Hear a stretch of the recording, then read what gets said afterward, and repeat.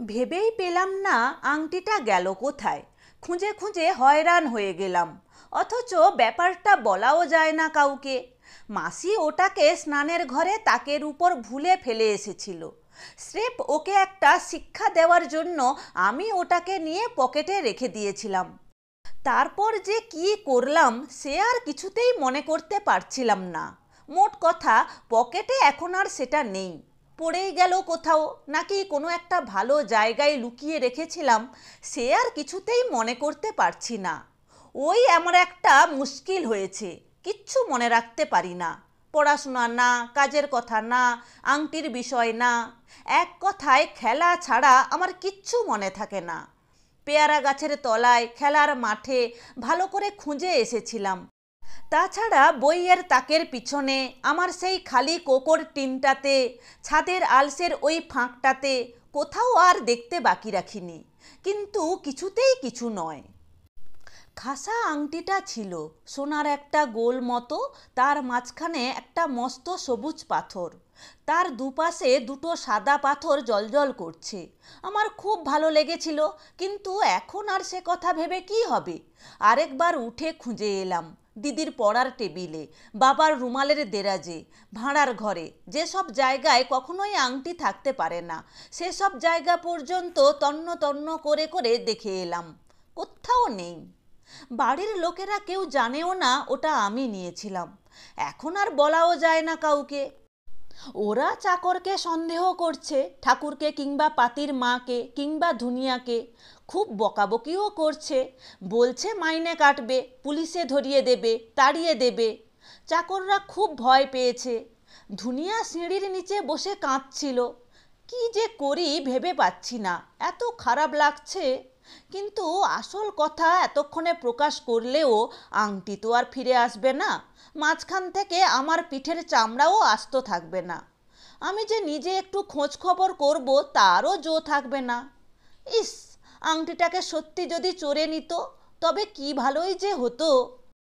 দিদিমার খাটের উপর উপুড় হয়ে শুয়ে শুয়ে ভাবতে চেষ্টা করছিলাম দুপুরে খাবার পর থেকে কোথায় কোথায় গিয়েছিলাম। ভারী তো একটা ছোট্ট আংটি, আমার ডান হাতের মাঝের আঙুলে ঢুকলোই না, তাই নিয়ে এত কাণ্ড। মা বললেন নাকি ওই নিয়ে মাসির শ্বশুরবাড়িতে অশান্তি হতে পারে, যেমনি মাসি ঠিক তেমনি তার শ্বশুরবাড়িটিও। আরে, আমার অত বড় কলমটা হারিয়ে গেল, তবু কিচ্ছু অশান্তি হলো না। বরং মেজো কাকা বলল, বেশ হয়েছে, ঠিক হয়েছে, খুব খুশি হয়েছি।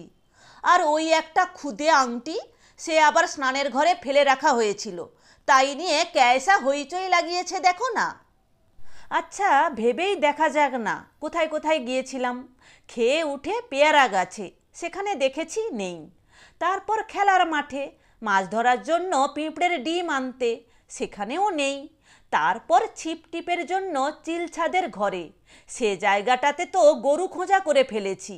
কী সব পড়ে টড়ে ভেঙে চুরে রসের মতো বেরিয়ে এটাতে ওটাতে মেখে গিয়ে একাকার কাণ্ড হয়ে আছে। তাই নিয়ে আবার কাল হবে এক চোট।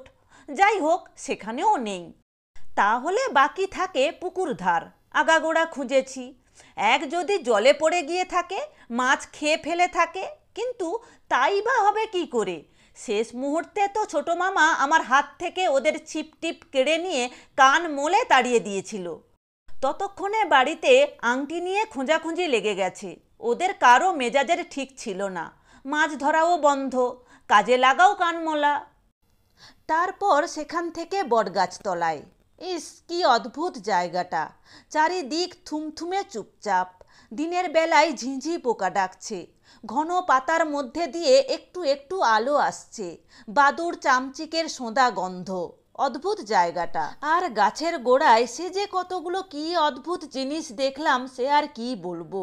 সাদা, হলদে, গোলাপি, ভিজে ভিজে মতো, কতগুলো ঝাঁকড়া ঝাঁকড়া, কতগুলো ঠিক হাট্টিমাটিমের ডিমের মতো, কতগুলো অবিকল ছাতা প্যাটার্নের, ওগুলোকে তাই ব্যাঙের ছাতা বলে, সাহেবরা ভেজে খায়। কতগুলো খেলে আবার মরেও যায়, সাংঘাতিক জিনিস। ভীষণ তাড়াতাড়ি বাড়ে। সামনে একটা টুল নিয়ে বসে থাকলে নাকি দেখা যায় একটু একটু করে চোখের সামনে বাড়ছে তো বাড়ছেই। তারপর বোধহয় একটু ঘুমিয়ে পড়ে থাকবো। মনে হলো সেইখানে গিয়ে সত্যি একটা টুলের উপর বসে আছি, আর সামনে একটা গোল ব্যাঙের ছাতা বাড়ছে তো বাড়ছেই, আর আমার টুলটাও সঙ্গে সঙ্গে উঁচু হয়ে উঠছে। টুলটা ভিজে স্যাঁতস্যাঁতে কেন? বুঝলাম ওটা টুল নয়, ওটাও একটা ব্যাঙের ছাতা। তাই আমার কালো প্যান্টুলুনটা ভিজে সপসপ করছে। কালো প্যান্টুলুন আবার কি? আমার পরনে তো খাকি প্যান্টুলুন। ঝপ করে চোখ থেকে ঘুম ছুটে গেল। খাকি প্যান্টুলুনই তো বটে। এক দৌড়ে উপরে মার শোবার ঘরে খাটের তলা থেকে আমার ছাড়া কাপড়গুলো টেনে বের করলাম। ওই তো ভিজে স্যাঁতস্যাঁতে ব্যাঙের ছাতার গন্ধওয়ালা আমার সেই কালো প্যান্টটা। ওইখানেই তো ছেড়ে রেখেছিলাম। না হয় একটু ভুলেই গিয়েছিলাম। বলেইছি তো, খেলার কথা ছাড়া আমার কিচ্ছু মনে থাকে না। এই তো প্যান্টের পকেটে আংটিটাও রয়েছে। বলিনি প্যান্টেই রেখেছিলাম। যাবে কোথায় বাছা ধন? যাই মাসিকে দিয়ে আসি বলি গিয়ে স্নানের ঘরের তাকেই ছিলই তো। সকালে তো সেইখান থেকেই তুলে রেখেছিলাম, আবার কোত্থেকে পাবো? মাসি স্নান করে অসাবধান হয়ে আংটি ফেলে গেল। আমি তারপরেই স্নান করতে এসে ভালো মনে করে ওকে একটা শিক্ষা দেবার জন্য ওটাকে একটুক্ষণের জন্য পকেটে রেখেছিলাম। অথচ এসব বিষয়ে কিছু খুলে বলতে গেলে আমাকে এরা আস্ত রাখবে না। যাই বলি গিয়ে স্নানের ঘরে তাকের উপর পেয়েছি।